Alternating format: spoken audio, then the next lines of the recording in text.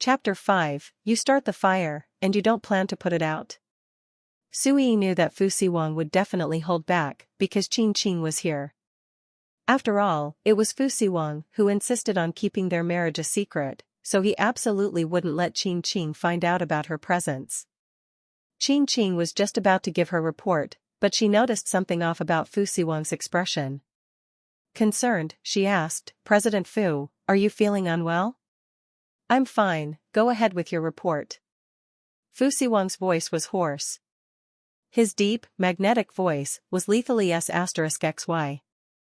Qing felt like listening to it could make her ears pregnant. She blushed slightly but still maintained a professional tone as she asked, President Fu, the thing is, there have been some rumors recently about Assistant Xu and Secretary Xu Yiyi. Also, Secretary Xu was just promoted yesterday. Are you aware of this? So? Siwang raised an eyebrow. Looking into his reddened eyes, Qing felt nervous, unsure whether she should continue. After all, Xu Hao was not only President Fu's most trusted assistant but also one of his closest friends, far more important than herself, who was just the head of the secretarial department.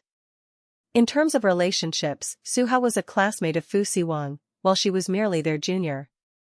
President Fu, rumors are circulating in the company that Assistant Xu and Secretary Xu have a special relationship.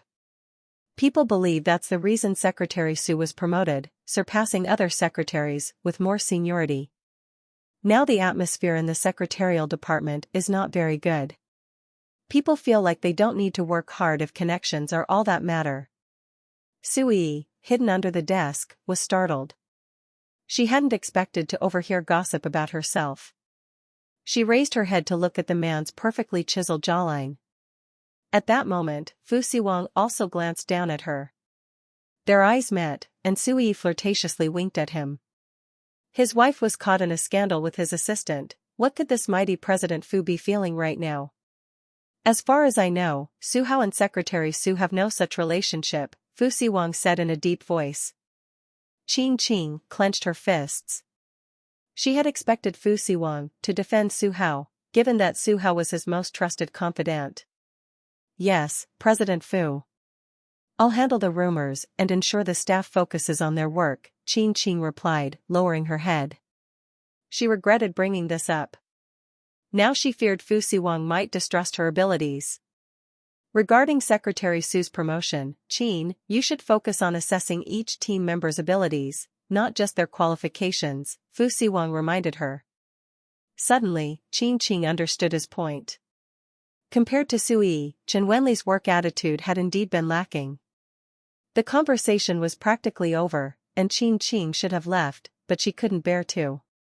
She had fallen in love with Siwang from the moment she first saw him in college.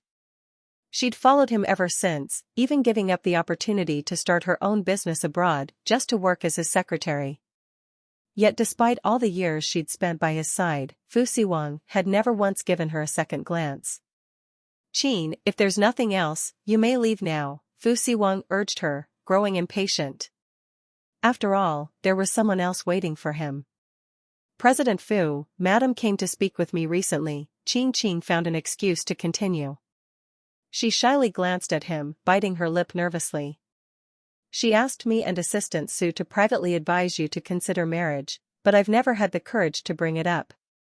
Qing had been by his side long enough to know Siwang was not interested in women and only focused on work.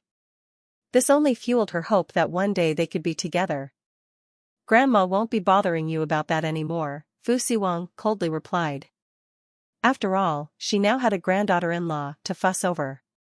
No, President Fu, I didn't mind Madam at all.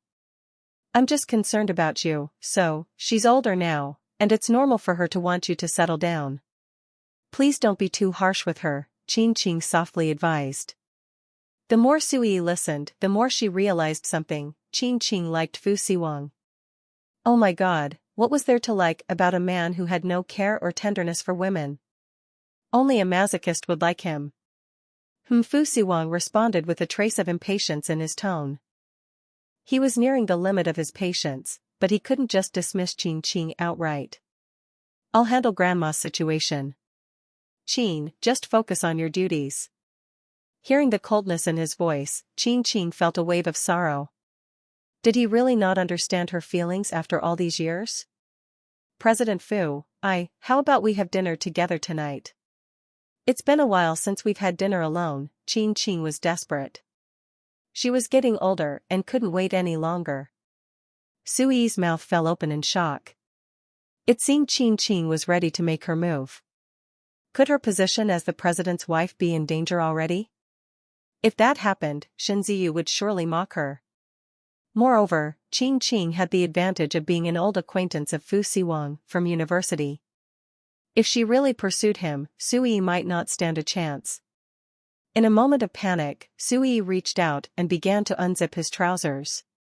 But halfway through, Siwang's large hand reached down and grasped hers. "Qing, I'll be having dinner at home with my wife tonight. As for the team-building expenses for the secretarial department, I'll ask Xu how to allocate additional funds. You can enjoy a company-funded dinner tonight." Siwang flatly rejected her offer. The second half of his sentence fell on deaf ears.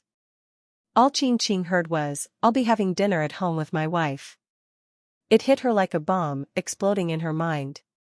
Dazed, Qing felt her vision blur. Was the person having lunch with Siwang earlier his wife? When did this happen? Last month, Madame had been urging him to marry her, so did that mean he had gotten married just this month? President Fu, you got married? Something this big, we didn't even know, Qing stammered, utterly shocked and unable to form a coherent sentence. I neglected to share the news. I'll make it public when we hold the wedding, Siwang calmly replied, his gaze fixed on the woman crouching before him. Lunch break is almost over, President Fu. I'll go back to work, Qing muttered, her voice shaking as she left in a rush, the news crushing her confidence. She couldn't wait to find Xu Hao. The spacious office fell into silence.